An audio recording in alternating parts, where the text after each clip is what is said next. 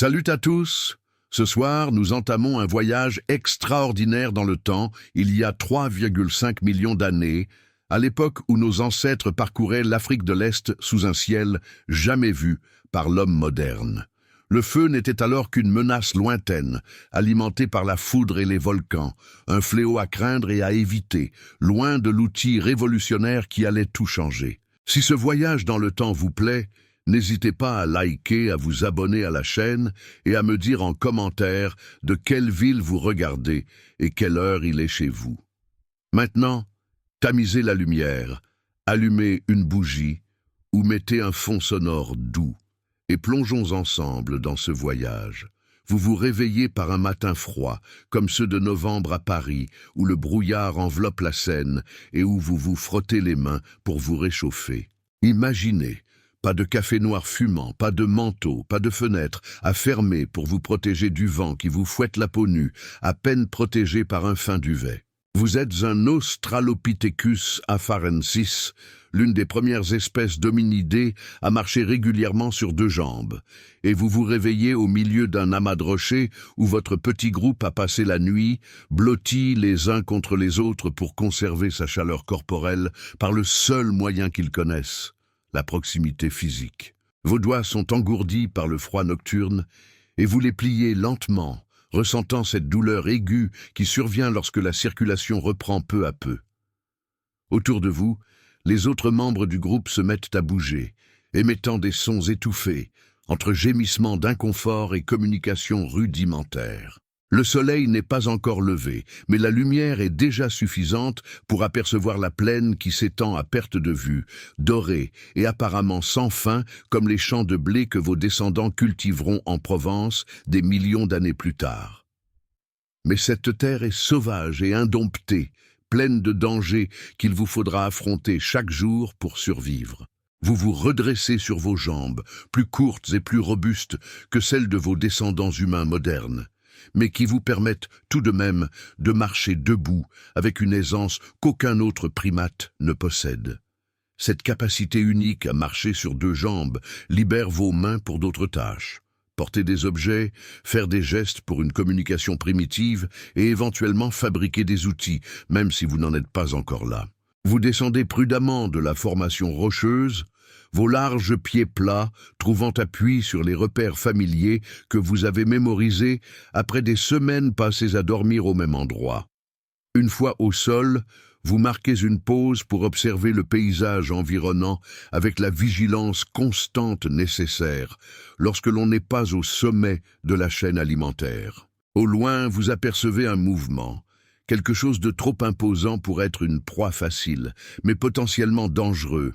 Peut-être un troupeau d'éléphants ou de rhinocéros ancestraux qu'il vous faut éviter.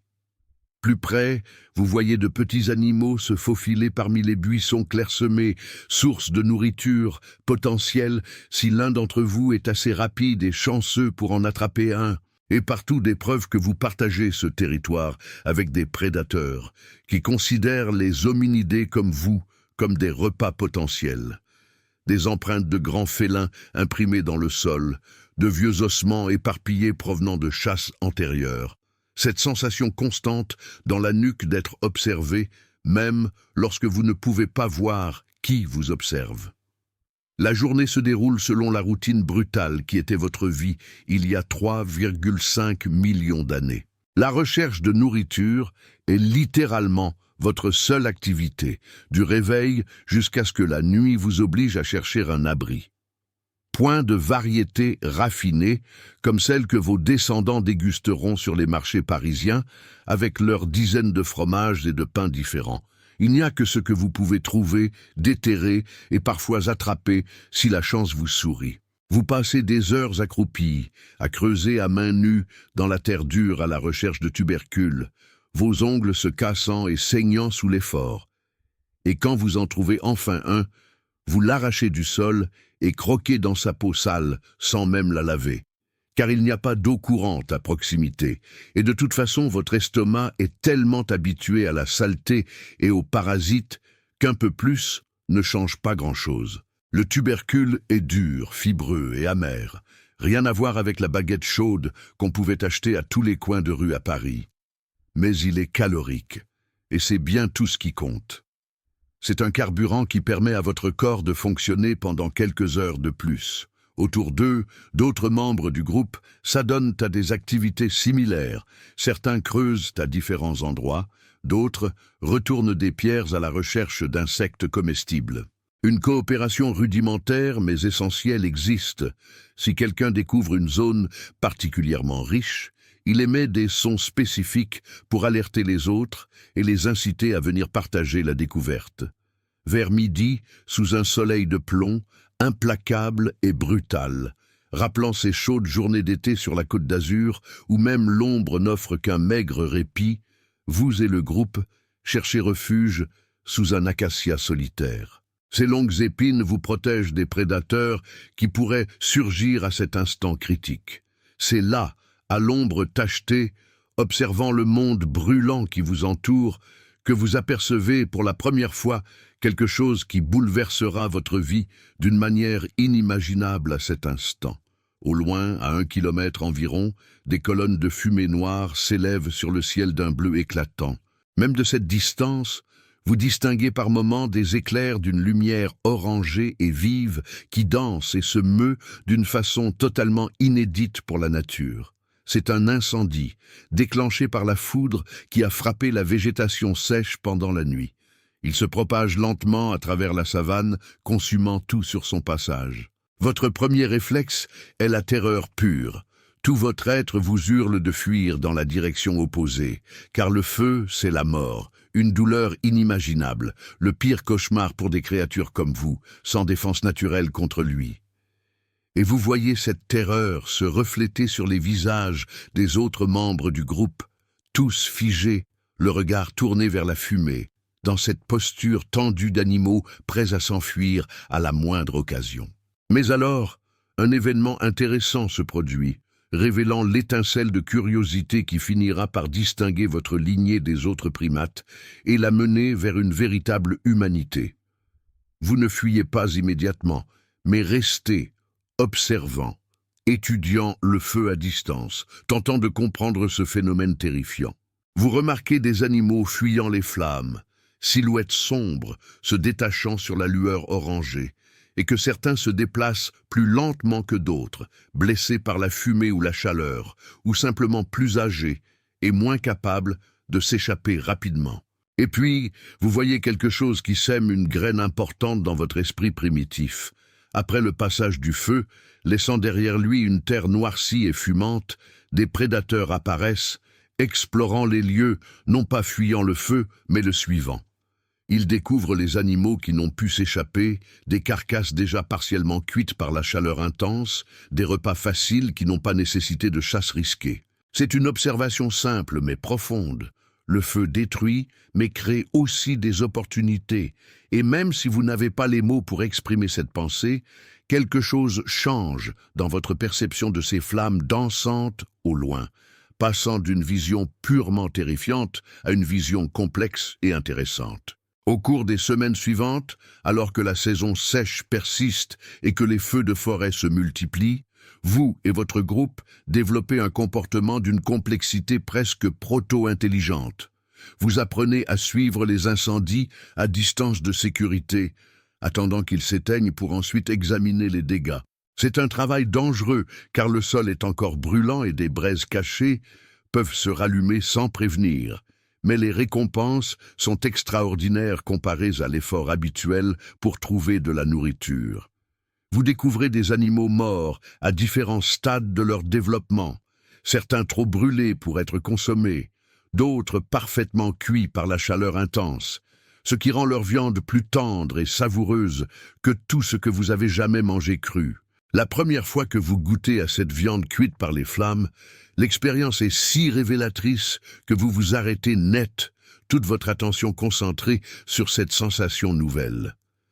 La saveur est plus riche et complexe, la texture est plus facile à mâcher avec vos dents, peu adaptées à la viande crue, et quelque chose au plus profond de votre cerveau enregistre cette information comme étant extrêmement importante. Ce n'est pas très différent du moment où leurs descendants français découvriront que l'affinage du fromage transforme les saveurs de base en quelque chose de transcendant. C'est ce moment de prise de conscience que la transformation des aliments de certaines manières améliore considérablement non seulement leur saveur, mais aussi leur valeur nutritionnelle et leur digestibilité. Voici le défi qui nécessitera d'innombrables générations pour être relevé. Vous pouvez certes profiter des bienfaits du feu après son passage naturel, mais vous ignorez totalement comment le provoquer ou le maîtriser. Lorsque vous tentez de toucher des braises encore rougeoyantes dans la terre calcinée, la douleur est si intense et immédiate que vous reculez en hurlant, votre main brûlée vous rappelant pendant des jours par des ampoules douloureuses que le feu ne se manipule pas à la légère. Lorsque vous essayez de ramasser une branche encore enflammée en pensant pouvoir la rapporter à votre groupe, la chaleur est insupportable et vous la laissez tomber aussitôt. Le feu est utile, mais aussi fondamentalement dangereux, d'une manière que vous ne possédez ni la technologie ni les connaissances nécessaires pour atténuer. Pour l'instant, tout ce que vous pouvez faire, c'est observer, apprendre et, occasionnellement, tirer profit des circonstances naturelles. C'est frustrant d'une manière indescriptible, comme apercevoir quelque chose d'incroyable à travers une fenêtre verrouillée d'un immeuble parisien, savoir que c'est là, si près qu'on pourrait presque le toucher, et pourtant totalement inaccessible pour le moment, et se demander vaguement, dans la mesure où notre esprit primitif le permet, si notre espèce découvrira un jour le secret pour que ces flammes dansantes obéissent à la volonté des hominidés plutôt qu'aux simples caprices de la nature. Plusieurs saisons passent et vous continuez à vivre dans la même zone rocheuse avec votre groupe, observant les cycles de la nature se répéter avec une régularité qui, dans sa prévisibilité, devient réconfortante. Tout comme vos descendants français rythmeront leur vie au rythme des vendanges dans la vallée de la Loire ou à l'éclosion des premières fleurs sur les arbres parisiens au printemps. Durant la saison sèche, les feux de forêt sont fréquents et vous êtes devenus experts pour les repérer et en explorer les conséquences. Vos pieds se sont couverts d'épaisses callosités qui vous protègent quelque peu de la chaleur du sol. Et votre esprit a appris à distinguer les zones où l'on peut explorer sans danger, celles où des braises cachées peuvent encore provoquer de graves brûlures. Avec les autres membres du groupe, vous avez instauré une sorte de rituel informel. Après chaque incendie, vous passez des jours à suivre la trace de la destruction, à ramasser les carcasses d'animaux calcinés par la chaleur intense et à conserver les meilleurs morceaux pour une consommation immédiate, tandis que les autres sèchent au soleil pour une conservation plus longue. C'est un peu comme ces techniques de salaison que vos descendants perfectionneront dans la campagne française, transformant les porcs en jambon et saucisses qui se conservent des mois. Mais ici, tout est accidentel et opportuniste. Vous ne maîtrisez toujours pas le processus, vous avez seulement la capacité d'en reconnaître et d'en exploiter les avantages lorsque la nature vous les offre providentiellement. Par un après-midi particulièrement chaud, où l'air vibre sous l'effet de la chaleur et où même respirer semble exiger un effort conscient, vous faites une découverte qui sème une nouvelle graine importante vers la maîtrise du feu. Vous examinez les vestiges d'un incendie qui a ravagé la région quelques jours auparavant, à la recherche d'objets utiles, lorsque vous remarquez quelque chose d'intéressant dans une zone où plusieurs arbres ont entièrement brûlé, ne laissant que des troncs calcinés. L'un de ces troncs présente encore une cavité intérieure où rougeoient faiblement des braises qui, d'une manière ou d'une autre, continuent de brûler lentement, même après l'extinction des flammes extérieures, alimentées par l'air circulant dans le bois creux et par la résine non encore entièrement consumée. Vous vous approchez avec précaution, respectant la chaleur que vous pouvez sentir émaner même à quelques mètres de distance, et observez, fasciné, de petites flammes apparaître par moments lorsque le vent souffle sous un angle précis à travers l'arbre creux. C'est une révélation simple, mais cruciale. Le feu peut persister bien plus longtemps que vous ne le pensiez si les conditions sont réunies. Il n'est pas forcément obligé de s'éteindre dès que les grandes flammes disparaissent. Elle peut continuer d'exister sous une forme plus petite et plus facile à gérer si vous savez où chercher et comment la maintenir en vie. Cette observation donne lieu, au cours des semaines suivantes, à des expériences prudentes, des tentatives rudimentaires pour entretenir un feu plus longtemps qu'il ne le ferait naturellement. On apprend qu'ajouter du petit bois sec à des braises encore chaudes peut raviver les flammes. Une découverte faite par tâtonnement lorsqu'on laisse tomber accidentellement une branche sèche près d'un amas de braise et qu'on observe la rapidité avec laquelle elle s'enflamme. On apprend qu'en soufflant doucement sur des braises vacillantes, on peut les faire rougeoyer plus intensément et parfois produire de petites flammes, même si cela dégage souvent une fumée âcre qui pique les yeux et la gorge, obligeant à reculer en toussant violemment. On apprend que tous les bois ne brûlent pas de la même façon. Certains produisent beaucoup de fumée avec peu de chaleur, tandis que d'autres brûlent proprement et intensément. Et peu à peu, on développe des préférences pour certains types de combustibles, sans toutefois connaître leur nom, seulement leur apparence et leur toucher. C'est un apprentissage par l'expérience directe, le genre d'apprentissage pratique que vos descendants apprécieront dans les écoles techniques françaises où les théories sont mises à l'épreuve, les mains tachées de graisse et le regard attentif, scrutant chaque détail du processus. Le plus grand défi, celui qui nécessitera des générations pour être pleinement relevé, est de trouver comment créer du feu à partir de rien, en l'absence de feu naturel à exploiter. Vous avez observé des centaines de fois comment la foudre frappant les arbres peut déclencher des incendies, et comment des pierres tombant des falaises produisent parfois des étincelles en heurtant d'autres pierres sur leur passage. Mais reproduire intentionnellement ces phénomènes semble impossible avec vos capacités limitées. Vous ne pouvez pas commander à la foudre de frapper où bon vous semble, et entrechoquer des pierres dans l'espoir de produire des étincelles utiles ne vous vaut que des mains douloureuses et des pierres brisées sans la moindre flamme.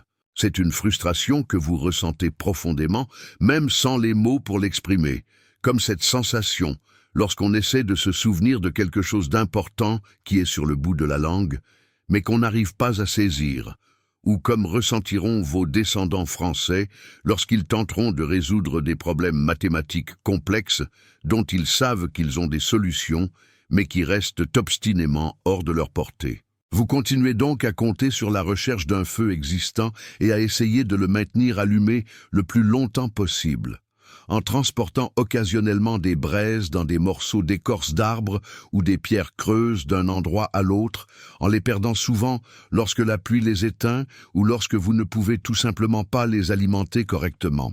Durant la saison des pluies, lorsque les feux de forêt sont rares et que la végétation est trop humide pour brûler facilement, vous et le groupe recommencez à manger cru et constatez à nouveau combien les aliments non cuits au feu sont moins satisfaisants, plus difficiles à mâcher et semblent moins nutritifs, car la faim revient plus vite après avoir mangé la même quantité. Il y a une nostalgie primitive, si l'on peut dire, pour ces jours de la saison sèche où la viande cuite abondait et où les nuits étaient un peu moins froides grâce aux braises mourantes qui diffusaient encore de la chaleur même après l'extinction des flammes. C'est un peu comme lorsque vos ancêtres français passent l'hiver dans des appartements mal chauffés, se souvenant avec nostalgie des étés chauds de Provence, sauf que pour vous, la différence ne se limite pas au confort, mais peut faire la différence entre bien survivre et mal survivre, entre prospérer et simplement survivre. Vous remarquez que durant ces mois humides, sans accès régulier au feu, les membres les plus âgés du groupe semblent souffrir davantage, leur digestion ayant apparemment plus de difficultés à traiter les aliments crus et coriaces, et il y a un taux de mortalité légèrement accru que vous ne pouvez pas exprimer statistiquement, mais que vous ressentez intuitivement en voyant disparaître des visages familiers. Mais la nature nous offre une autre leçon lorsque la saison sèche revient, apportant avec elle un incendie de forêt d'une ampleur exceptionnelle qui ravage une zone bien plus vaste que d'habitude, forçant notre groupe à fuir pendant des jours jusqu'à atteindre enfin un territoire épargné par les flammes. C'est au cours de ce périple forcé que nous vivons une expérience qui restera gravée dans notre mémoire avec une intensité inhabituelle. Épuisés, nous nous reposons dans une zone rocailleuse lorsqu'un des membres du groupe, un jeune homme connu pour sa curiosité et son audace, revient en courant, portant quelque chose enveloppé dans de grandes feuilles humides. Lorsqu'il déballe soigneusement son paquet, il révèle des braises encore incandescentes qu'il a réussi à recueillir aux abords du brasier et à protéger pendant plusieurs heures de marche, grâce à l'isolation offerte par les feuilles mouillées. C'est un moment de triomphe collectif. Tout le groupe se rassemble autour de ces précieuses braises, comme s'il s'agissait de trésors plus précieux que tout ce que leurs descendants conserveront dans les coffres des banques parisiennes, car d'une certaine manière c'est le cas. Elles représentent la chaleur, la sécurité et la possibilité de manger des aliments mieux transformés et plus digestes. Vous alimentez soigneusement les braises avec du petit bois sec, jusqu'à ce que de petites flammes apparaissent. Puis, vous construisez un modeste feu de camp que vous maintenez allumé les jours suivants, grâce à une vigilance constante et à un approvisionnement régulier en combustible approprié.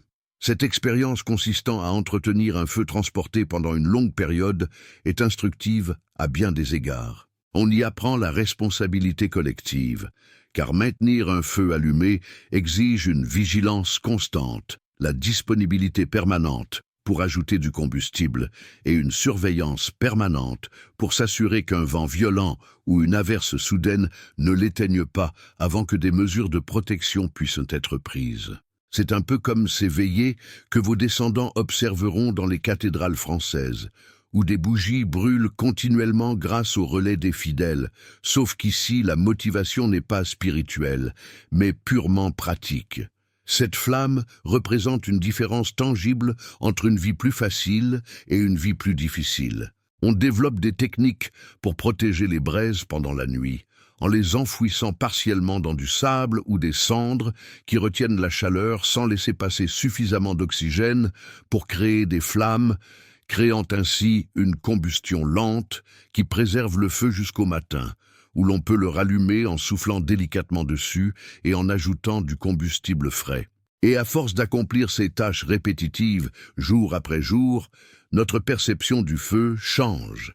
Il n'est plus seulement un phénomène naturel terrifiant à éviter ou à exploiter occasionnellement.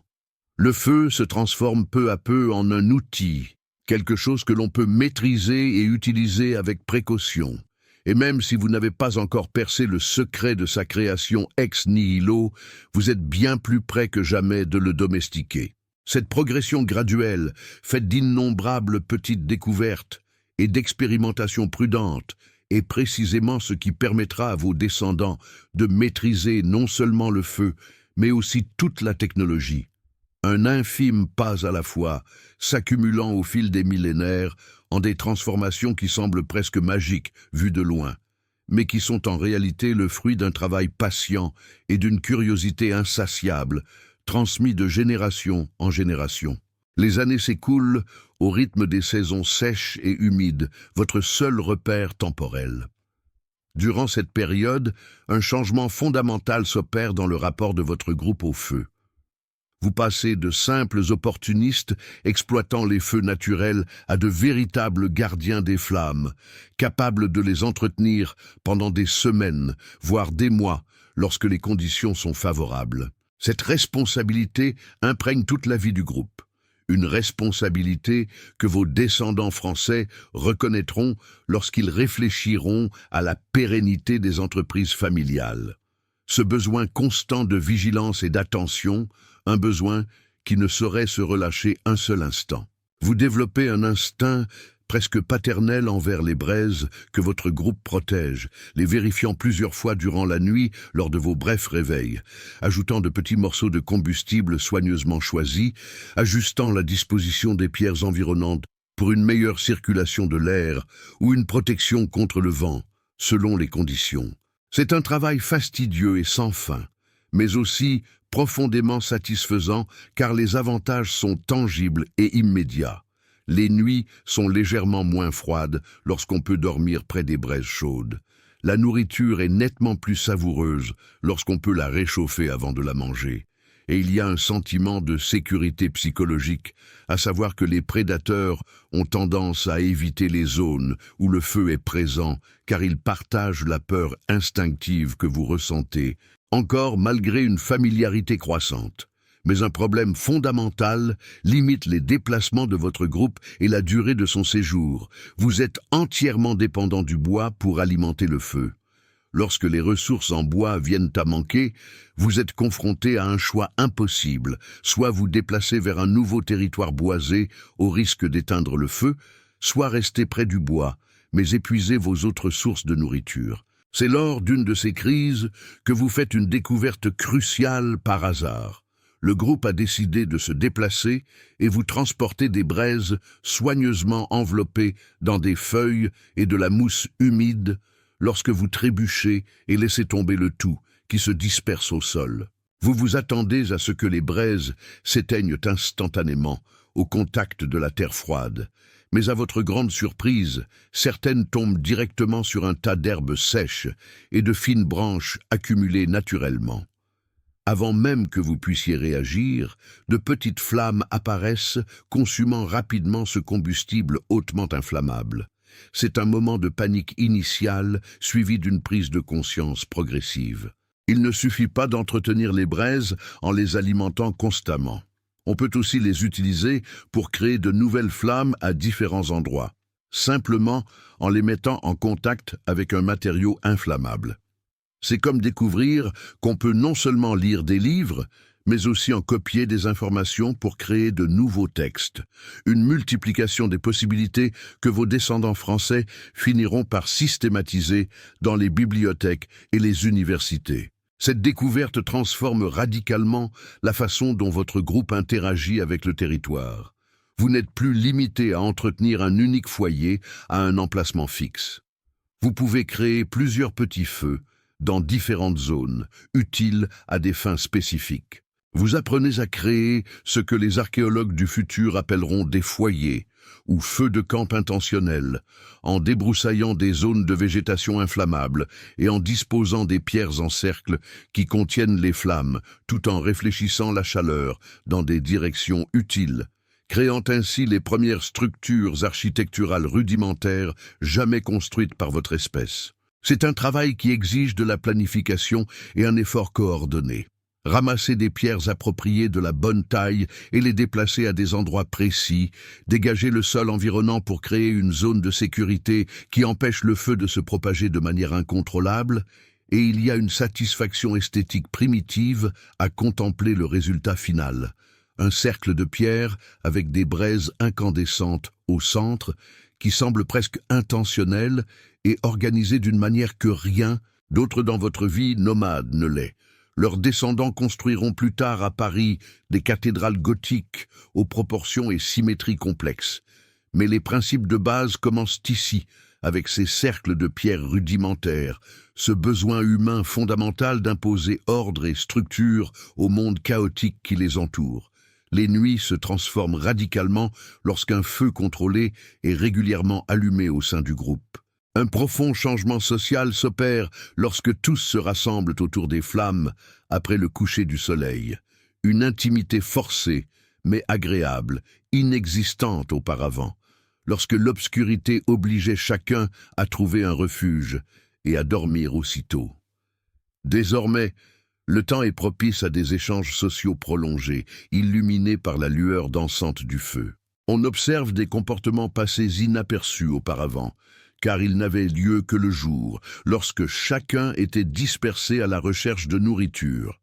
On voit comment les jeunes développent des compétences par le jeu, imitant ainsi les comportements des adultes. On voit comment les femelles plus âgées enseignent aux plus jeunes, par de patiemment, les techniques de préparation des aliments ou de soins aux bébés. On voit comment les mâles établissent une hiérarchie par des démonstrations de force qui dégénèrent rarement en violence, car le groupe est suffisamment restreint pour que chacun comprenne les capacités relatives des autres. C'est un peu comme ces soirées dans les cafés parisiens où, des siècles plus tard, les intellectuels se réunissent, conversent, débattent et tissent des liens sociaux qui transcendent les besoins de survie immédiats. Sauf qu'ici, La communication est encore primitive, principalement des gestes et de simples vocalises, mais la fonction sociale est étonnamment similaire. Créer une cohésion de groupe grâce à un temps partagé dans un environnement confortable et sûr. Vous remarquez également des changements dans la qualité de votre sommeil, les nuits où un feu est allumé. Les réveils brusques causés par les bruits de prédateurs rôdants sont moins fréquents, comme si ces derniers gardaient leur distance en détectant la fumée et la lumière des flammes. De plus, votre sommeil est plus profond et vous vous réveillez plus reposé, d'une manière difficilement quantifiable, mais dont les effets sur l'énergie disponible le lendemain sont évidents. C'est comparable à la différence que vos descendants français ressentiraient entre dormir dans une rue froide et dormir dans un appartement chauffé, aux fenêtres bien isolées du vent. Il ne s'agit pas simplement d'une question de confort, mais d'un facteur fondamental qui influence la capacité du corps à se reposer et à se régénérer pendant ces précieuses heures d'inconscience. Par ailleurs, il semblerait que vous meniez une vie légèrement plus saine. Les membres du groupe semblent moins souffrir de certaines maladies intestinales autrefois courantes. Lorsque tous les aliments étaient consommés crus et souvent contaminés par des parasites que la chaleur élimine désormais avant qu'ils ne puissent causer des problèmes. Et les plaies qui s'infectaient fréquemment auparavant guérissent désormais parfois mieux lorsqu'on apprend par hasard que maintenir les coupures près d'une source de chaleur intense pendant quelques instants semble prévenir certaines infections, même si l'on ne comprend rien aux mécanismes microbiologiques impliqués, mais seulement l'observation empirique que cela fonctionne le plus souvent. Mais le défi fondamental demeure frustrant et apparemment insoluble. Vous n'avez toujours pas découvert comment créer du feu à partir de rien. Vous dépendez toujours de la recherche ou de la préservation du feu provenant de sources naturelles. Et il y a des périodes, lors de saisons particulièrement humides, où, malgré tous les efforts, le feu s'éteint tout simplement.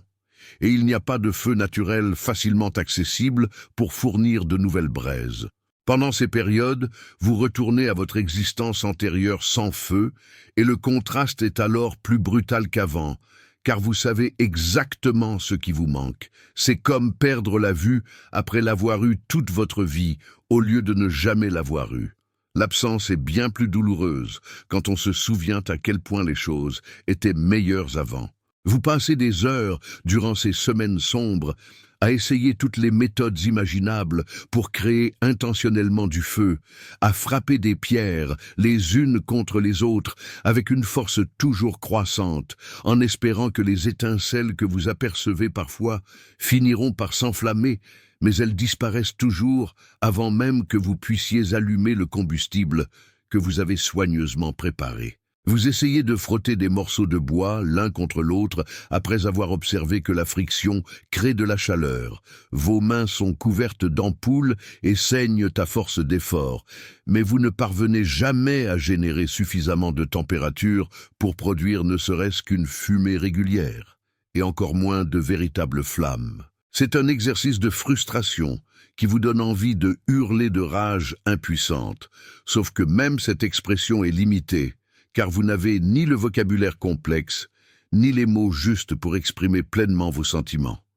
Et puis, un après-midi, alors que vous êtes à deux doigts d'abandonner et que vous tentez d'allumer un feu plus par habitude que par réel espoir, quelque chose change, quelque chose que vous ne remarquez même pas au début, tant vous êtes habitué à échouer.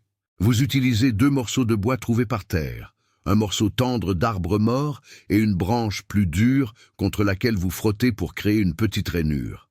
Après de longues minutes d'efforts acharnés, vous sentez soudain une odeur différente, pas seulement celle du bois, mais une odeur de brûlé. En vous arrêtant et en regardant attentivement, vous apercevez un minuscule point incandescent dans la sciure, accumulé dans la rainure. Pas vraiment une braise, mais nettement plus chaud que l'air ambiant. Votre cœur s'emballe d'une excitation que vous n'avez pas ressentie depuis des mois. Vous soufflez doucement sur le point chaud, comme vous avez appris à le faire avec les braises mourantes, et pendant un instant magique, vous le voyez briller plus intensément, d'une teinte presque orangée au lieu d'un brun foncé. mais il disparaît avant que vous puissiez en faire quoi que ce soit. Peu importe, vous venez d'avoir la première preuve concrète que créer du feu par un effort humain direct est théoriquement possible. Et cette révélation change tout, car vous savez maintenant que vous ne poursuivez pas l'impossible, mais que vous n'avez simplement pas encore découvert la technique exacte. Et tandis que le soleil se couche, et que vous devez finalement vous arrêter pour la nuit, votre esprit bouillonne de possibilités et de variations à essayer demain. Et pour la première fois depuis longtemps, vous vous endormez avec quelque chose qui ressemble à de l'espoir. Ce sentiment que vos descendants français finiront par exprimer philosophiquement comme l'essence de la condition humaine, la capacité d'imaginer un avenir meilleur et de travailler avec persévérance à sa réalisation même, lorsque les progrès sont douloureusement lents et semés d'échecs et de revers apparemment sans fin.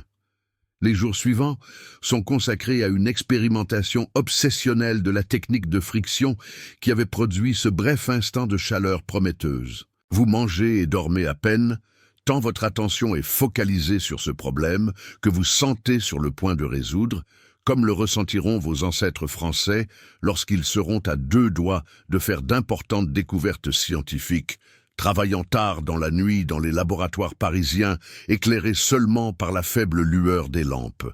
Vous testez différentes combinaisons de bois, découvrant, à force d'essais et d'erreurs douloureux, que certains types fonctionnent mieux que d'autres, du bois suffisamment sec et mort pour avoir perdu son humidité interne, mais pas au point de se désintégrer en poudre sous la pression. Et vous apprenez que la forme compte aussi. Une pièce plate et large est plus efficace comme base, tandis qu'une branche plus étroite et plus droite est plus adaptée comme élément rotatif et pressant, créant ainsi la friction. Vos mains se couvrent de callosité à des endroits où il n'y en avait jamais eu auparavant, et les muscles de vos avant-bras vous font constamment souffrir du mouvement répétitif, mais vous persistez avec une détermination qui vous surprendrait vous-même si vous étiez capable d'une telle introspection. Les autres membres du groupe observent votre obsession avec un mélange de curiosité et d'inquiétude, essayant parfois d'imiter vos mouvements, mais abandonnant rapidement lorsque les résultats ne sont pas immédiats. Ils ont d'autres priorités, comme trouver de la nourriture, et vous commencez à négliger vos responsabilités habituelles de contribuer à la survie collective, mais quelque chose les empêche d'intervenir complètement, peut-être une reconnaissance instinctive que vous poursuivez, ou quelque chose de potentiellement important. Et puis, un après-midi, alors que vous êtes sur le point d'abandonner, les bras tremblants d'épuisement et l'esprit embrumé par une concentration intense et prolongée sans repos suffisant, vous utilisez 2 morceaux de bois soigneusement choisis au fil de vos expériences passées. Vous tordez la branche verticale entre vos paumes, appuyez sur la pièce plate en dessous, et soudain, vous sentez une vraie odeur de fumée. Pas seulement de la chaleur, mais de la vraie fumée. Et en regardant, vous voyez un petit monticule de poussière de bois qui commence à luire légèrement brun foncé, se transformant en de minuscules braises. Votre cœur bat si fort que vous entendez le sang dans vos oreilles, et vos mains tremblent d'adrénaline et d'excitation, mais vous vous forcez à garder vos mouvements contrôlés, continuant à tordre, presser et souffler doucement. Et soudain, une minuscule tache rouge vif apparaît au milieu de la poussière accumulée, et vous ramassez rapidement cette matière incandescente avec précaution, ignorant complètement la chaleur qui vous brûle la peau, et vous la placez dans un nid préparé d'herbes sèches et de mousse que vous aviez gardé prêt au cas où, et vous commencez à souffler avec des respirations soigneusement mesurées. Pendant une éternité, rien ne se passe, et vous pensez avoir encore échoué. Mais soudain, une petite flamme apparaît, pas plus grosse qu'un ongle, mais bel et bien un vrai feu, créé non par la foudre ou des sources naturelles, mais par un effort humain direct et intentionnel. Vous êtes si surpris que vous manquez d'arrêter de souffler, mais vous vous forcez à continuer. La flamme grandit légèrement, vous y ajoutez de minuscules brins d'herbe sèches qui s'enflamment eux aussi, et en quelques minutes, vous avez un petit feu de camp qui brûle joyeusement, tandis que vous restez assis à le contempler, avec un mélange d'épuisement, de triomphe et presque de révérence. Les autres membres du groupe sont attirés par la fumée et se rassemblent autour de vous, leur regard oscillant entre le feu, vous et les morceaux de bois que vous tenez encore. Vous pouvez lire sur leur visage l'expression qui apparaît lorsqu'ils sont témoins de quelque chose qui semble presque impossible. Les semaines suivantes, vous devenez un professeur, malgré vous, tentant de transmettre cette nouvelle compétence par la démonstration, car votre langage verbal n'est pas encore suffisamment développé pour expliquer des concepts complexes. C'est frustrant, car ce que vous êtes parvenu à faire après des jours d'expérimentation acharnée est difficilement reproductible par ceux qui n'ont pas le même niveau d'expérience et de compréhension intuitive des subtilités qui font la différence entre la réussite et l'échec. C'est comme essayer d'apprendre à quelqu'un à faire du vélo uniquement par des explications, sans lui permettre d'expérimenter l'équilibre nécessaire. Mais peu à peu, 2 autres membres du groupe parviennent à produire leur premier feu par friction, puis un 3e, et le savoir commence à se répandre au sein du petit groupe, non pas par l'écriture ou un enseignement formel, mais par cette ancienne méthode d'apprentissage, par l'observation patiente et la pratique persistante, qui a permis à pratiquement toutes les compétences d'être transmises pendant la majeure partie de l'histoire humaine, avant l'invention des systèmes d'éducation formels. La transformation que cette maîtrise du feu apporte à la vie du groupe est incommensurable. Fini la dépendance à la recherche de sources de feu naturelles ou la nécessité d'entretenir les braises au prix d'une vigilance constante et stressante. Il suffit désormais de créer du feu à volonté grâce à un effort certes exigeant physiquement, mais parfaitement maîtrisé et prévisible. Le groupe est ainsi libre de voyager sans craindre de perdre le feu lors de longs périples, ce qui lui permet d'explorer des territoires plus lointains, sachant qu'il aura toujours la capacité de produire chaleur et lumière en cas de besoin. Cette mobilité accrue élargit considérablement les ressources disponibles car elles ne sont plus limitées aux zones où combustible, nourriture et eau se côtoient harmonieusement. C'est comparable à la manière dont l'invention de l'automobile transformera la mobilité de vos descendants français, leur permettant de vivre en banlieue et de travailler à Paris. Une technologie qui bouleverse fondamentalement le rapport entre géographie et possibilités. Vous constatez également qu'avec le feu toujours disponible, l'alimentation du groupe s'améliore, car il peut désormais cuire des aliments auparavant difficiles à consommer crus. Certains tubercules particulièrement durs et amers deviennent savoureux une fois rôtis. De plus, la viande cuite a non seulement meilleur goût, mais elle semble aussi fournir une énergie plus durable tout au long de la journée, comparée à la même quantité consommée crue. L'accès régulier au feu entraîne également des changements sociaux subtils. Le groupe peut s'installer sur des territoires auparavant inaccessibles en raison des nuits trop froides, notamment en altitude, où les températures chutent drastiquement après le coucher du soleil, mais qui offrent des avantages stratégiques comme une meilleure visibilité des prédateurs et l'accès à une faune et une flore diversifiées. Vous consacrez plus de temps à des activités non essentielles à la survie immédiate.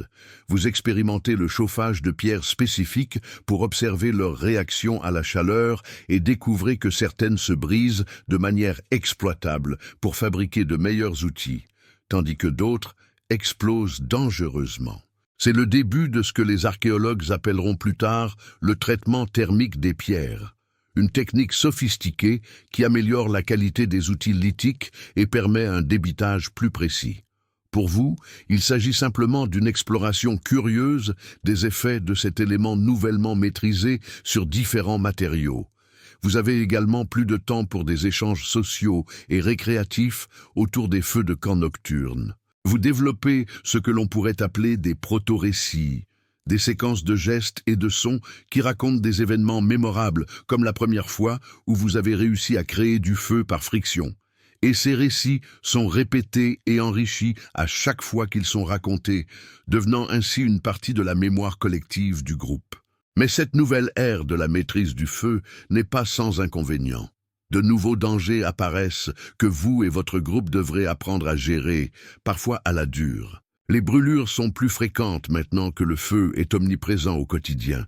Le contact accidentel des doigts avec des braises incandescentes provoque des ampoules douloureuses qui mettent des semaines à guérir. Il arrive que les cheveux prennent feu lorsqu'on s'approche trop près des flammes et qu'il faille les éteindre rapidement. Et un incident particulièrement effrayant se produit lorsqu'un jeune enfant court trop près d'un feu de camp et trébuche, tombant la main directement sur des braises, ce qui entraîne une blessure grave, laissant des cicatrices permanentes et une leçon brutale sur la nécessité d'une vigilance constante autour du feu. Il y a aussi le défi de la gestion du feu dans des espaces clos, tels que les grottes que votre groupe utilise parfois comme abri.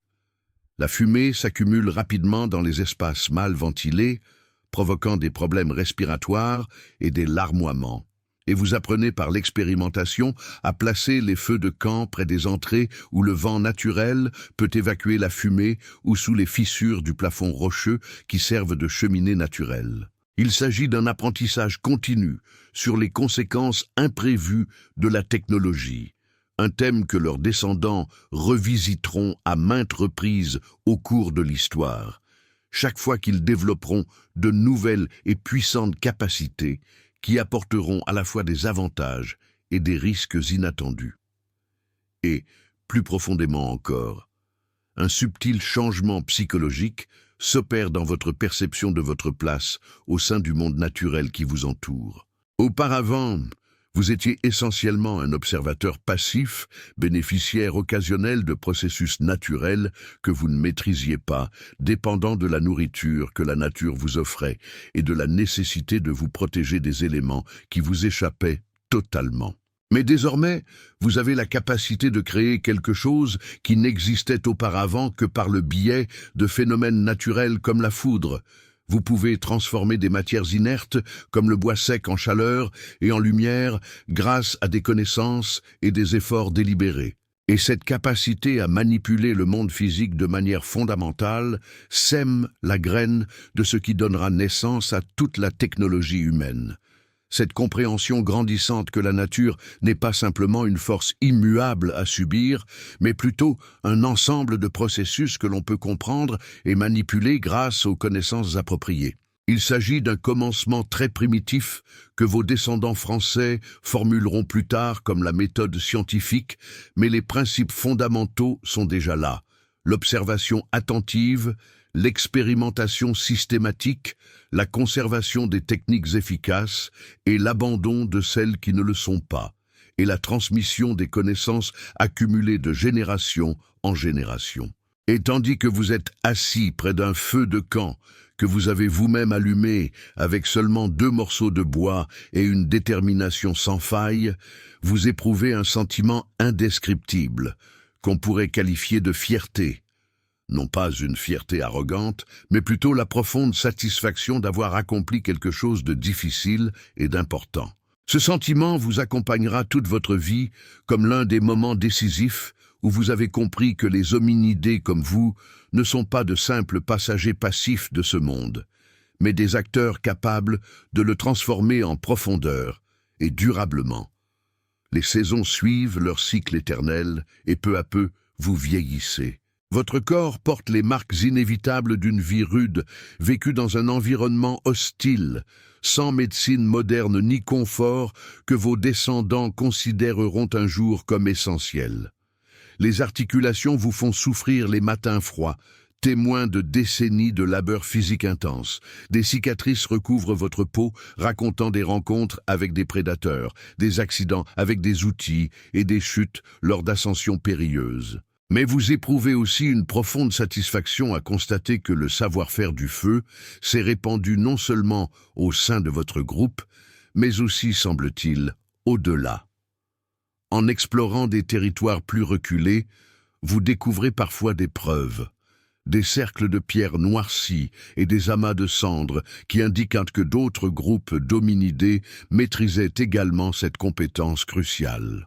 Vous vous demandez vaguement s'ils l'ont découverte indépendamment ou si ce savoir s'est transmis par des contacts occasionnels entre différents groupes.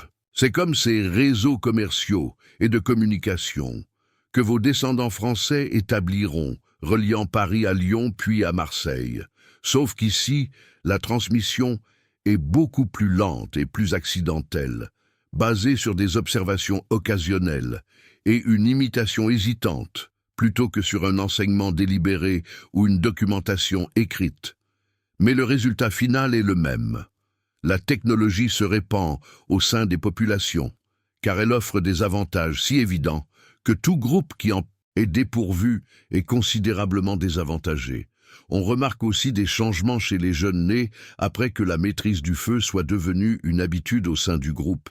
Ils grandissent en considérant le feu comme un élément naturel de la vie, tout comme vous considériez le soleil se lever chaque matin et l'eau couler dans les ruisseaux. Ils ne peuvent imaginer l'existence sans la capacité de créer chaleur et lumière à volonté, car ils n'ont jamais connu de longues périodes sans ces bienfaits.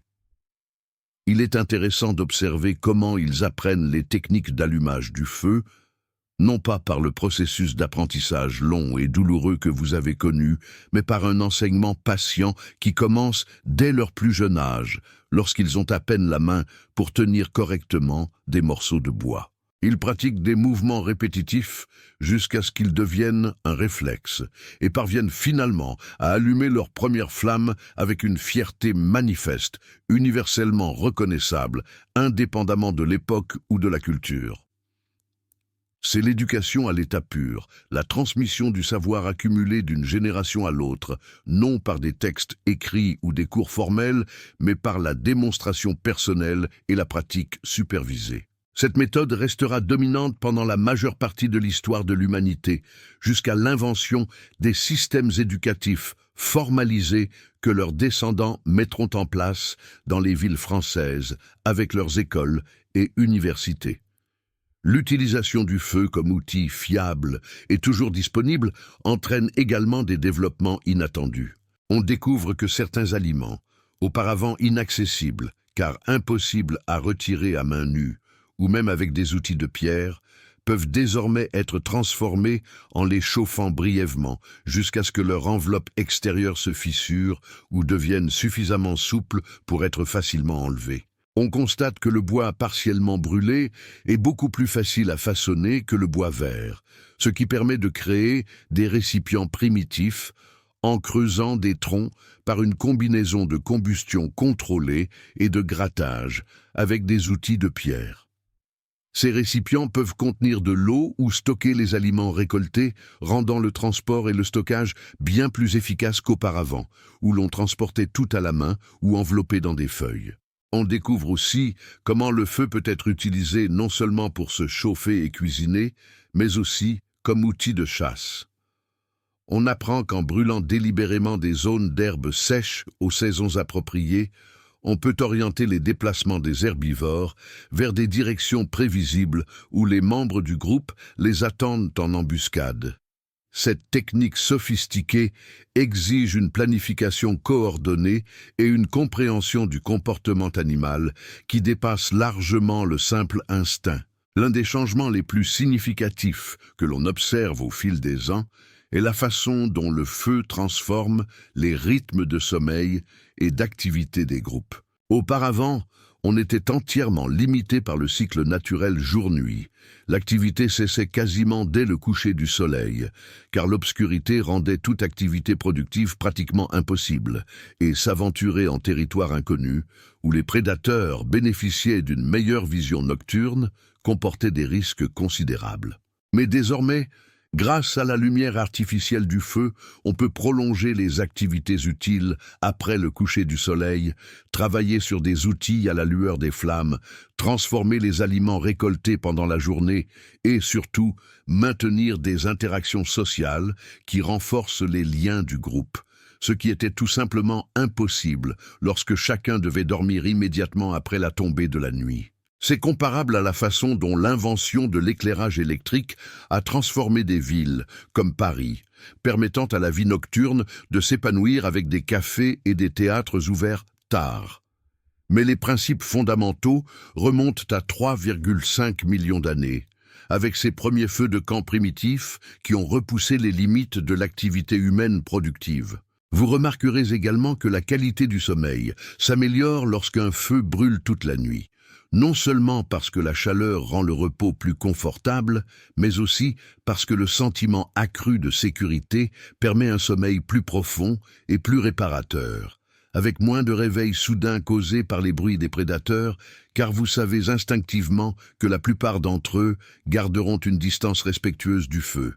Il y a des moments, lors de ces nuits particulièrement claires, où assis seul près du feu de camp, après que les autres membres du groupe se soient endormis, on observe les flammes danser, crépiter et parfois projeter des étincelles qui s'élèvent comme de minuscules étoiles éphémères avant de disparaître dans l'obscurité. On ressent alors quelque chose de profond et d'inexplicable. Un sentiment de connexion non seulement avec son groupe immédiat, mais avec quelque chose de plus grand et de plus permanent. On ne possède ni concept philosophique ni langage articulé pour appréhender ces sentiments, mais il subsiste la vague intuition que ce que l'on a accompli avec son groupe, maîtriser le feu grâce à des efforts constants et à une expérimentation minutieuse, est bien plus important que le simple fait de posséder un outil supplémentaire. C'est une transformation fondamentale qui change ce que signifie être un hominidé dans ce monde. Pendant des millions d'années, nos ancêtres étaient certes des animaux intelligents, mais entièrement à la merci de processus naturels qu'ils ne pouvaient contrôler. Désormais, nous avons la capacité de créer et de maîtriser l'une des forces les plus puissantes de la nature, et cette capacité ouvre des possibilités que nous pouvons à peine imaginer. C'est comme ouvrir une porte dont on ignorait même l'existence et entrevoir brièvement un avenir radicalement différent de tout passé connu. Et même si l'on ne peut l'exprimer clairement, une partie primitive de notre conscience reconnaît que l'on vit un moment charnière de l'histoire de notre espèce. Avec l'âge, lorsque l'activité physique diminue faute d'énergie, on trouve une satisfaction différente à passer du temps avec les plus jeunes. On leur enseigne non seulement les techniques pour allumer un feu, mais aussi, par des gestes et des démonstrations patientes, toute la sagesse accumulée au fil des décennies d'expérience et d'expérimentation. On leur montre quelles essences de bois sont les plus efficaces comme combustible et lesquelles produisent plus de fumée que de chaleur.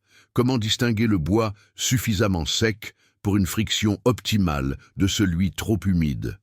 Comment disposer les pierres autour du feu pour maximiser la réflexion de la chaleur? Comment éteindre complètement un feu en se déplaçant dans une zone où laisser des braises serait dangereux? Et des centaines d'autres petits détails pratiques qui font toute la différence entre une utilisation efficace du feu et un gaspillage d'énergie et de ressources. C'est un travail gratifiant, différent des activités physiques de chasse ou de cueillette de notre jeunesse.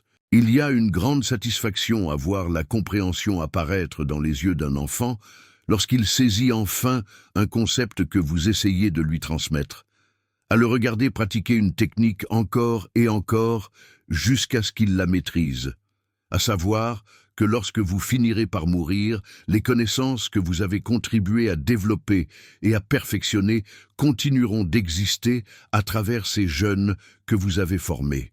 Et par une nuit particulièrement froide, assis plus près du feu que d'habitude, cherchant à réchauffer vos articulations douloureuses, entouré des membres de votre groupe, de tous âges, des bébés aux personnes âgées comme vous, tous profitant de la chaleur et de la lumière de ce feu de camp, vous vivez un de ces rares moments de profonde réflexion sur le cours de votre vie.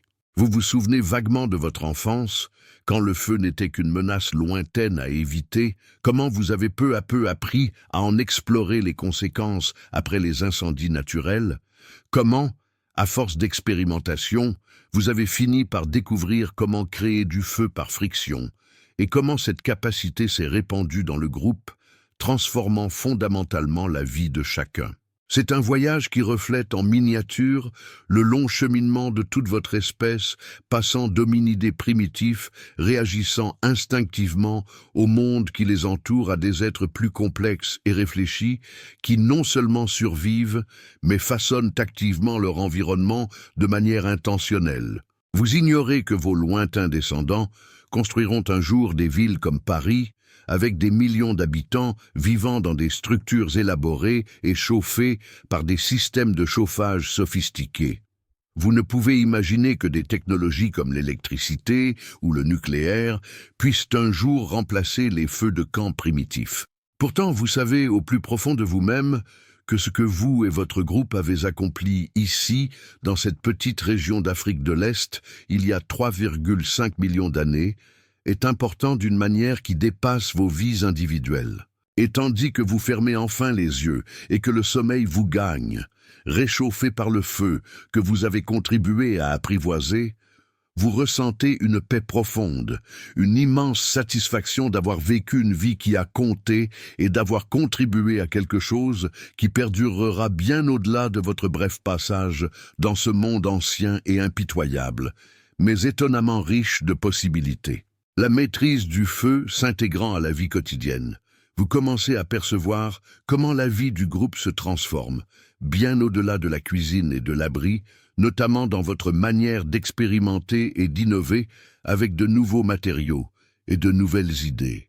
La manipulation fréquente du feu encourage également un contact plus attentif avec les pierres environnantes. Un jour, en observant des fragments de pierre après en avoir chauffé certains, vous remarquez que certains se brisent en éclats très tranchants, bien plus efficaces qu'une branche sèche ou une dent d'animal pour couper les fibres végétales, la viande et les peaux.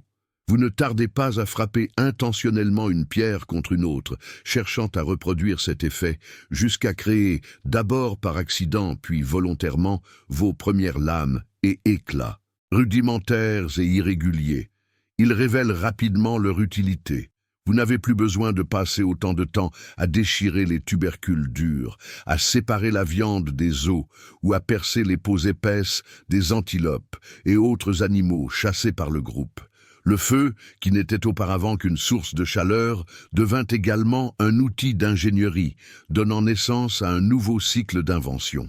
Ces fines lamelles tranchantes, qui apparaissent chauffées puis refroidies brusquement ou simplement frappées avec précision, sont partagées entre tous. Chacun en veut un fragment. Tout comme à Paris, une baguette fraîche sortie du four suscite les sourires des premiers arrivés à la boulangerie. On apprend par l'observation et l'expérimentation que certaines pierres sont plus adaptées. Certaines se brisent de façon prévisible, laissant des bords presque aussi fins qu'une lame de couteau moderne. Le bruit des pierres qui s'entrechoquent se mêle au crépitement du feu de camp, devenant la bande-son de cette nouvelle vie quotidienne. Les enfants observent et tentent d'imiter, comme le feront des générations plus tard, en apprenant les recettes familiales dans les cuisines un peu sombres des vieux appartements français, par la répétition et le toucher. Presque imperceptiblement, la première industrie lithique voit le jour, née de la curiosité et de la nécessité, une tradition qui sera fondamentale pour ses descendants. L'art de tailler la pierre devient un savoir-faire que chacun cherche à maîtriser. On comprend que l'angle, la force et le type de roche sont essentiels, tout comme un boulanger sait combien de temps la pâte doit reposer sur le rebord d'une fenêtre, bercée par la fraîche brise automnale parisienne qui s'infiltre à travers les fissures du bois. Le résultat pratique est révolutionnaire. La préparation des aliments, déjà facilitée par la cuisson, s'accélère. La défense contre les prédateurs s'améliore grâce à des pointes acérées prêtes à servir d'armes improvisées. Et la division du travail se précise.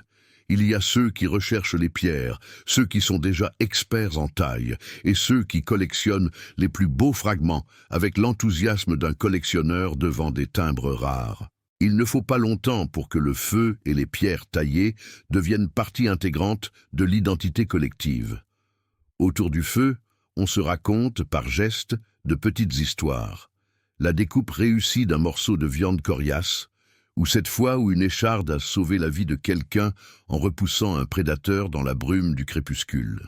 On a le sentiment de vivre, à sa manière, une authentique douceur de vivre, non pas dans le luxe ou l'abondance, mais dans la collaboration et le plaisir de résoudre les problèmes ensemble, créant une simplicité élégante, une élégance naturelle. Le feu, qui n'était autrefois qu'une source de chaleur, illumine désormais les visages et les regards curieux, rythme le jour et la nuit et redéfinit le rapport du groupe à son environnement et à ses propres capacités. Au fil du temps, cette activité répétée devient une tradition. Chacun sait où trouver les meilleures pierres, comment les conserver pour toujours en avoir sous la main avant les pluies, comment protéger les outils et le feu des vents froids qui surgissent soudainement, évoquant ces automnes imprévisibles sur les bords de la Loire. Les nouvelles générations apprennent à valoriser non seulement l'acte, mais aussi l'intention, transmettre le savoir, corriger le geste d'un enfant, féliciter celui qui saisit les détails, et suggérer des solutions pour réparer un éclat cassé de façon inhabituelle. De même qu'un grand-père parisien apprend à sa petite-fille à tenir une tasse de café noir avec élégance, on prend conscience de la valeur des petits gestes transmis pour assurer non seulement la survie, mais aussi la fierté du travail bien fait. À mesure que s'accumulent pierres taillées et pointes acérées, le groupe échange avec d'autres groupes rencontrés en chemin, créant ainsi une sorte de réseau d'innovation informelle. Chaque nouvelle technique, chaque type de pierre, chaque méthode pour entretenir le feu est accueillie et enrichie d'une nouvelle signification. Ce n'est ni une ville ni une foire, mais le début d'une tradition intellectuelle aussi respectée que celle des cafés et des librairies du Paris de demain. Et c'est dans cette routine, faite des odeurs de la terre, de la chaleur du feu, des discussions sur les pierres et des nuits sous le ciel clair des steppes africaines que l'on perçoit, même sans un mot, l'épanouissement silencieux des possibilités humaines. Au fil des saisons, vous observez comment le groupe, au-delà de l'utilisation du feu et des pierres taillées, tisse de petites traditions autour de ces pratiques comme des rituels silencieux, des gestes répétés qui acquièrent une signification collective par la répétition et la mémoire partagée. Il y a ce moment où, au crépuscule, chacun apporte le bois sec ramassé durant la journée, qu'il empile soigneusement près du cercle de pierres noircies qui marque le cœur de la vie communautaire. Vous comprenez alors que cette contribution quotidienne est devenue presque une cérémonie, chaque brindille déposée avec attention comme une offrande, à l'instar de vos descendants français qui un jour déposeront des fleurs fraîches sur les tombes de leurs proches ou allumeront des bougies dans les cathédrales gothiques. Le feu lui-même acquiert une dimension presque sacrée, non pas au sens religieux qui n'existe pas encore, mais comme symbole tangible de sécurité collective et de réussite partagée, un bien que chacun contribue à préserver et dont chacun bénéficie équitablement. Un membre plus âgé du groupe s'est chargé officieusement de veiller à ce que les braises ne s'éteignent jamais complètement pendant la nuit, se réveillant périodiquement pour ajouter du combustible.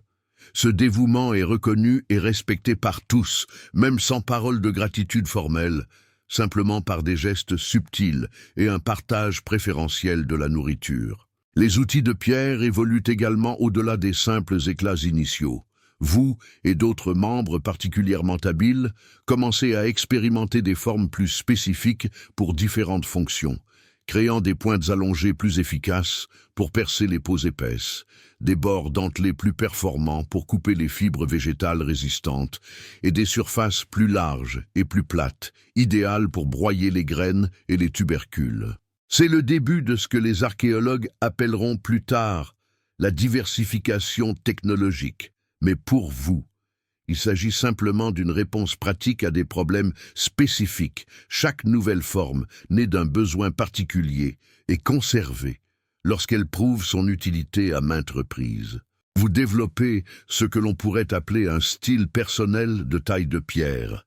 Certains angles et mouvements qui vous conviennent le mieux en fonction de la force et de la coordination spécifique de vos mains, et les autres membres du groupe commencent à reconnaître vos créations à la disposition caractéristique des éclats, de la même manière que vos descendants reconnaîtront un jour les peintures d'artistes spécifiques à leur coup de pinceau distinctif, même sans signature.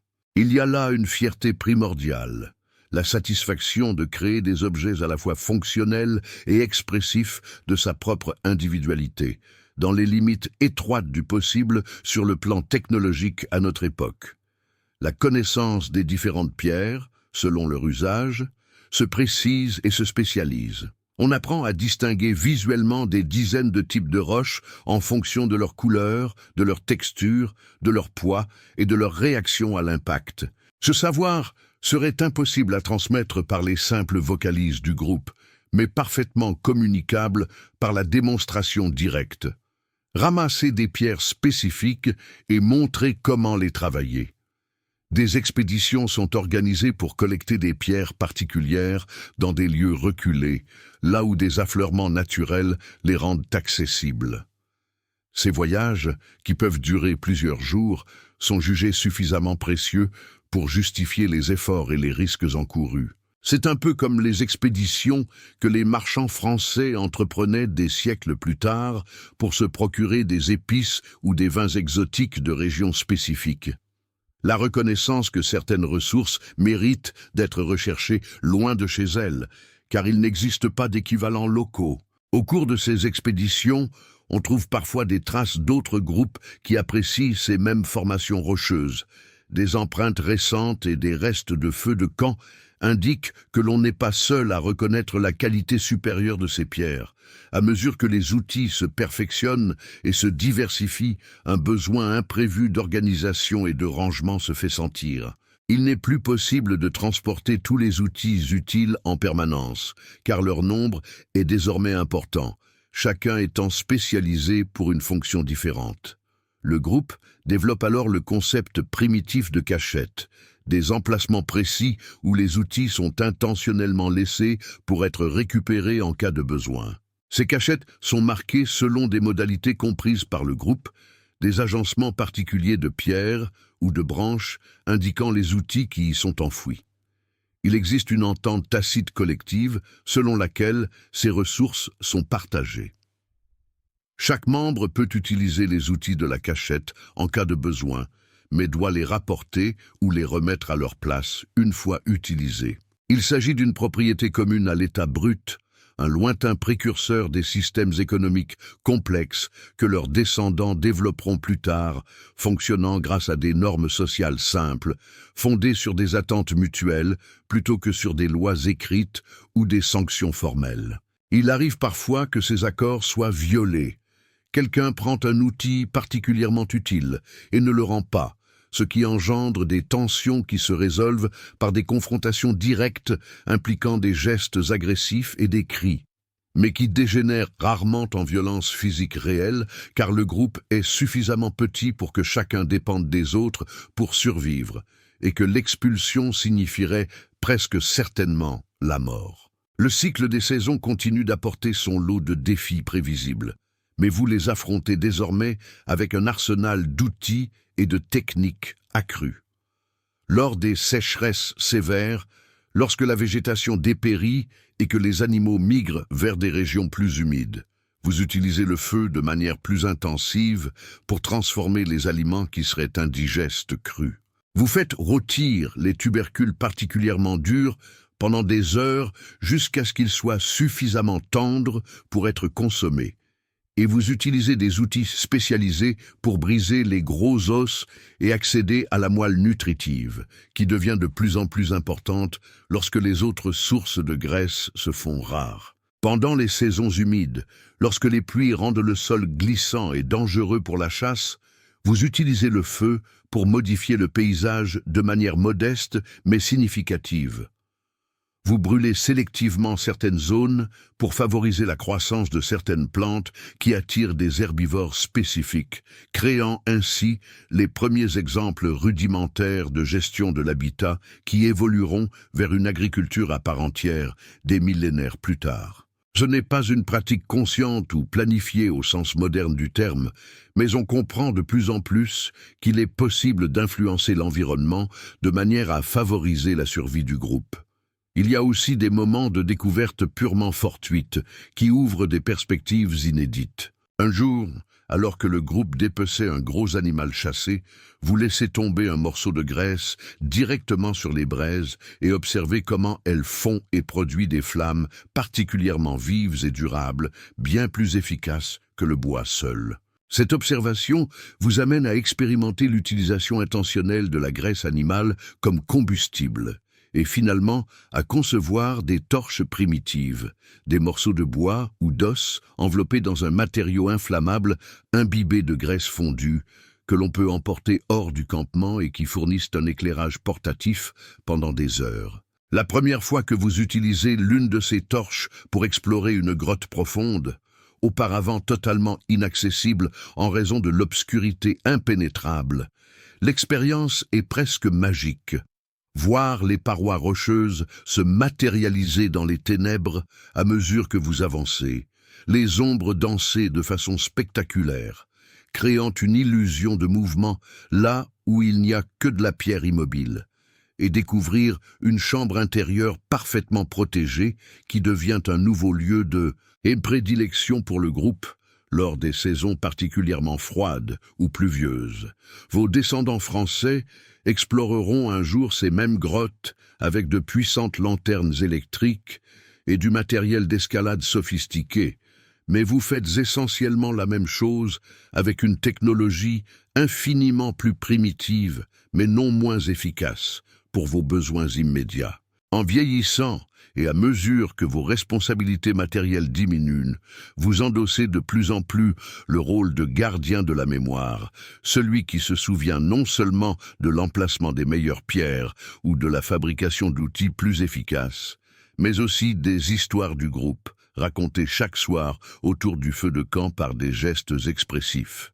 Il y a l'histoire de la première fois où quelqu'un du groupe a réussi à faire du feu par friction, mise en scène avec des mouvements exagérés qui font rire les enfants.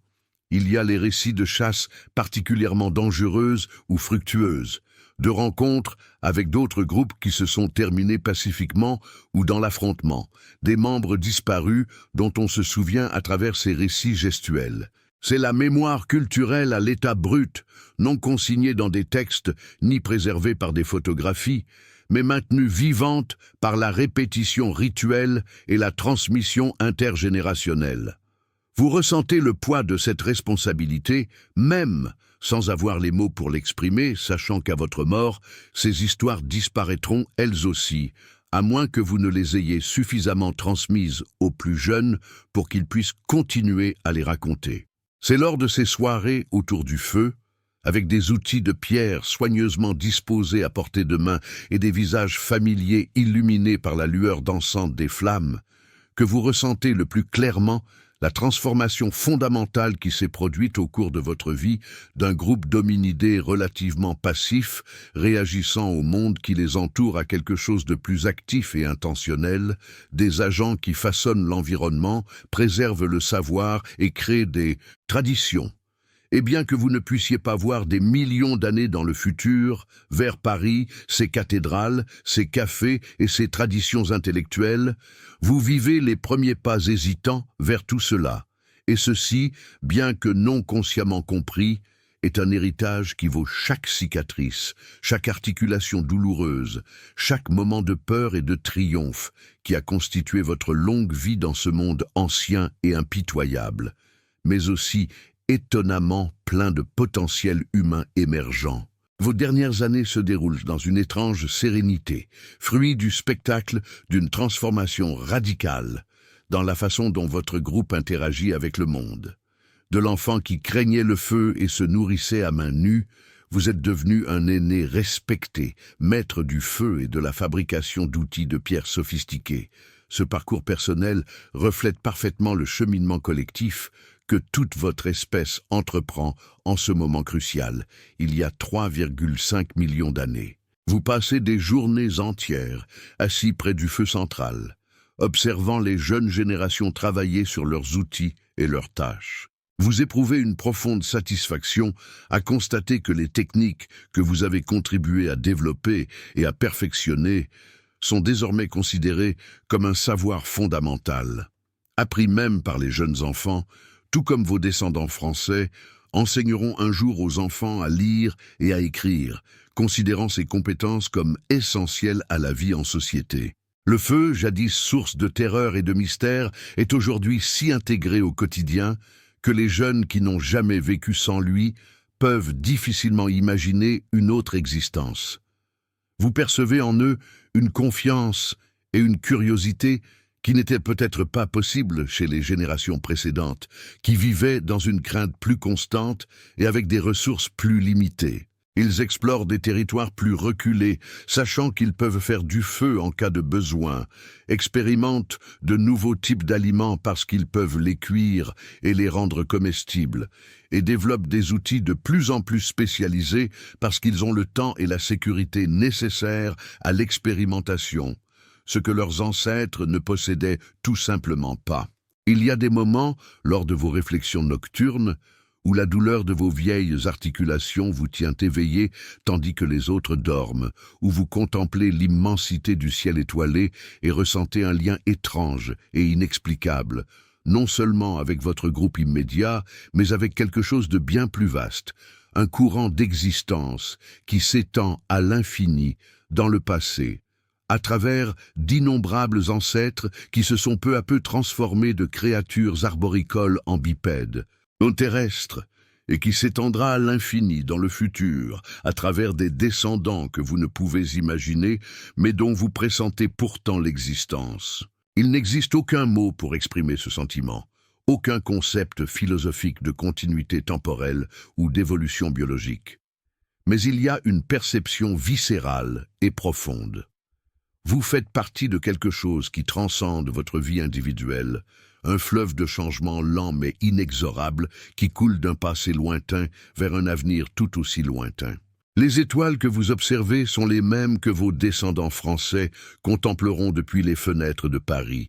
Mais là où ils verront des constellations nommées et des mythologies élaborées, vous voyez simplement des points de lumière incompréhensibles et pourtant magnifiques. Et il y a peut-être une pureté dans cette simplicité, une connexion directe avec le cosmos, qui n'a besoin d'aucune explication ni signification imposée pour être profondément émouvante. Vous pensez souvent aussi à tous les membres du groupe qui ont vécu et péri durant votre longue existence, des visages familiers pendant des années, puis disparus, ne laissant derrière eux que des souvenirs gestuels racontés autour des feux de camp. Vous vous demandez vaguement si, à votre mort, on racontera votre histoire de la même manière, si les techniques que vous avez développées et les connaissances que vous avez accumulées seront commémorées d'une façon ou d'une autre, ou simplement intégrées au savoir collectif du groupe sans que votre nom soit mentionné. Il n'y a pas de monument à ériger, pas de texte à écrire, aucune forme d'immortalité au-delà du souvenir vivant de ceux à qui vous avez enseigné. Et peut-être est-ce suffisant, peut-être même plus authentique que les monuments commémoratifs élaborés que vos descendants créeront un jour. Car cela signifie que tant que l'on se souvient de vous, c'est parce que votre œuvre demeure utile et pertinente, et non pas un simple symbole vide de gloire passée. Il y a là une humilité que vous ne sauriez exprimer, mais que vous ressentez profondément. La conscience d'être simplement un maillon d'une très longue chaîne, important à votre époque, mais ni plus ni moins essentiel que n'importe quel autre maillon, avant ou après vous. Lorsque votre santé commence enfin à décliner de manière irréversible, votre corps usé par des décennies de labeur sans espoir de guérison médicale moderne, vous l'acceptez avec un calme qui surprendrait quiconque. Vous n'éprouvez aucune peur de la mort, seulement une profonde tristesse à l'idée de quitter ce monde et ses êtres chers d'une manière primitive mais authentique, et le désir de consacrer vos derniers jours à transmettre un maximum de savoir à ceux qui prendront la relève. Vous passez des heures à enseigner à un jeune homme particulièrement prometteur toutes les subtilités de la combustion, un art qu'il a mis des années à maîtriser, lui montrant inlassablement les angles et les pressions nécessaires jusqu'à ce qu'il le reproduise à la perfection. Et les larmes vous montent aux yeux lorsqu'il parvient enfin à allumer des flammes pour la première fois, car vous savez que ce savoir-faire lui survivra et continuera de profiter à la communauté pour des générations. Vous révélez aux autres les endroits secrets où l'on trouve les meilleures pierres pour fabriquer des outils. Vous partagez des observations sur les schémas de migration animale accumulés au fil de décennies d'une attention méticuleuse. et vous transmettez chaque fragment de sagesse auquel vous pouvez penser, car vous comprenez instinctivement que la connaissance non partagée est une connaissance perdue à jamais avec votre mort. Vos dernières nuits se déroulent exactement là où vous désirez être, entouré de votre groupe autour du feu de camp que vous avez contribué à apprivoiser. La chaleur des flammes apaise à peine la douleur lancinante qui caractérise désormais chaque instant. Vous contemplez chaque visage illuminé par la lumière dansante, tentant de mémoriser les traits et les expressions, car une part de vous comprend qu'il n'y a rien après cela, ni paradis, ni réincarnation, seulement la fin de la conscience et le retour à la terre dont votre corps est issu. Il n'y a pas de terreur existentielle, car vous n'avez plus la capacité de vous livrer à une profonde contemplation philosophique sur le sens de la mort. Il y a seulement une acceptation sereine d'un processus naturel que vous avez vu se produire chez des dizaines d'autres membres du groupe tout au long de votre vie, et même un certain soulagement à l'idée que la douleur lancinante prendra enfin fin. Vous ignorez que dans quelques milliers d'années, ce même groupe ou leurs descendants directs commenceront à enterrer leurs morts avec des objets rituels et des cérémonies élaborées, suggérant l'émergence de croyances en une vie après la mort, ou que des millions d'années plus tard, leurs descendants français construiront des cathédrales entières dédiées à la contemplation de la mortalité et de l'immortalité.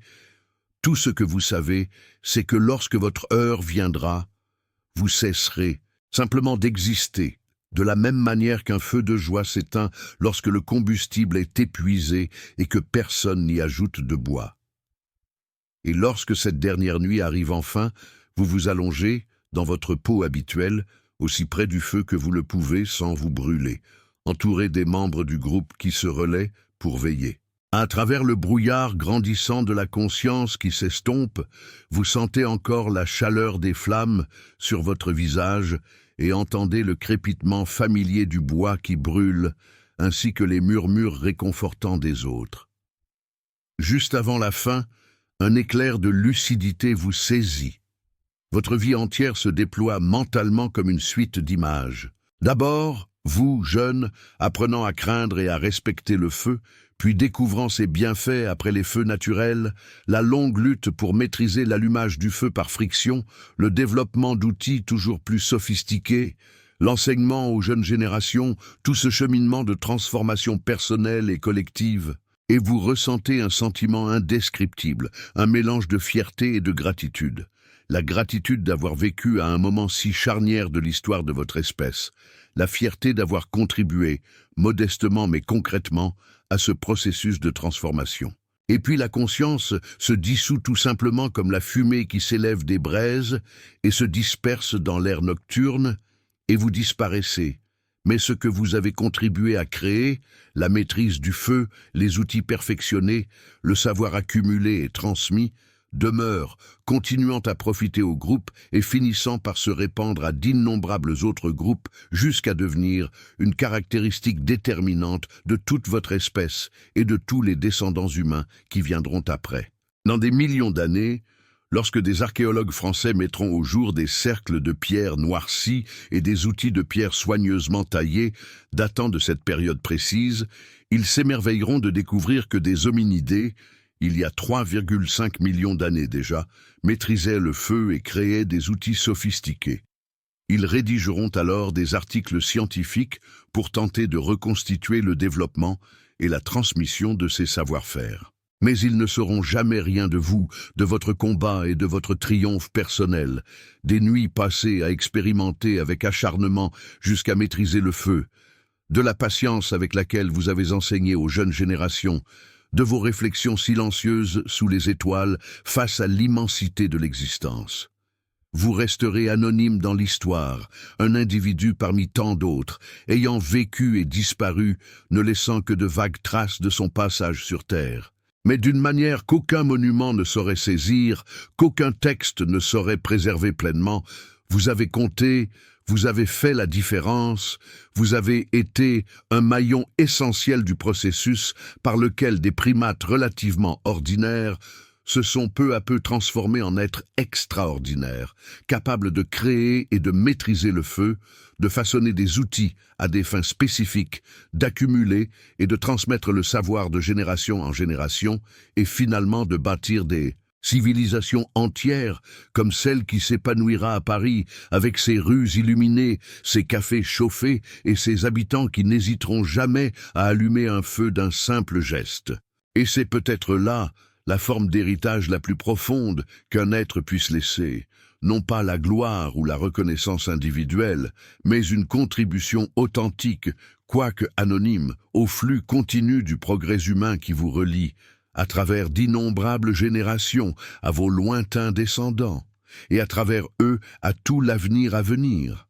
Un avenir rendu possible en partie parce que vous et d'autres, comme vous avez eu le courage d'expérimenter, la persévérance de continuer à essayer malgré les échecs répétés, et la générosité de partager vos connaissances avec ceux qui viendront après vous. Et en ce sens, même si votre nom restera à jamais inconnu et votre visage oublié, vous êtes immortel d'une manière qui compte bien plus que n'importe quel monument physique. Vous continuez de vivre dans chaque feu allumé, chaque outil utilisé et chaque personne qui bénéficie du savoir que vous avez contribué à créer et à transmettre. Et cela, même si vous ne le saurez peut-être jamais, est suffisant, est plus que suffisant, est tout.